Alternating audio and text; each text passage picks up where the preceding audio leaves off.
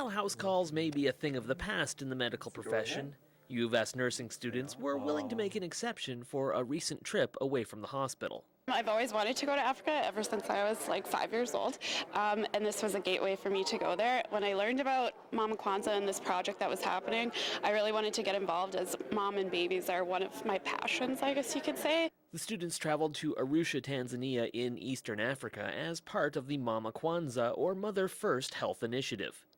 It has been designed to improve maternal, newborn, and child health in the area, with an emphasis on prevention.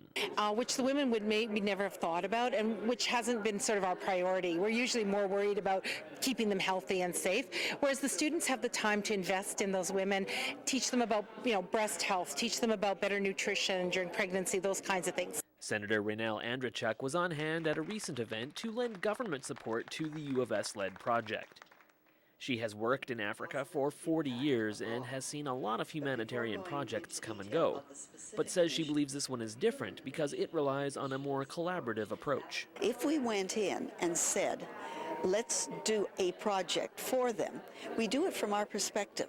If we do it with them, we do it from their perspective, and then they become accountable for the project, they become accountable to their people, and they make the changes that make sense to them that they can cope with. And it not only speaks to our international mission, but it speaks to the history of this university as being focused not so much on research for its own sake, but on research that can be immediately applied, and that our students should be able to learn through doing.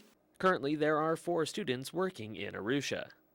The 2 who have already completed their 3-month stints admit it was often challenging, but say it changed them forever both personally and professionally. Learning how to provide health care to a population that you don't speak the same language as is very challenging, but it's helpful as healthcare providers because now we can educate and communicate with people on all different types of levels. It's the hands-on is lifelong learning. They're never going to forget what they learn, and it just changes their whole understanding of the world. And that's what the College of Nursing allows us to do, is that learn where you live is so important. And so when they're living there, they learn differently than what they learn here. From the University of Saskatchewan, I'm Simon Hyatt reporting.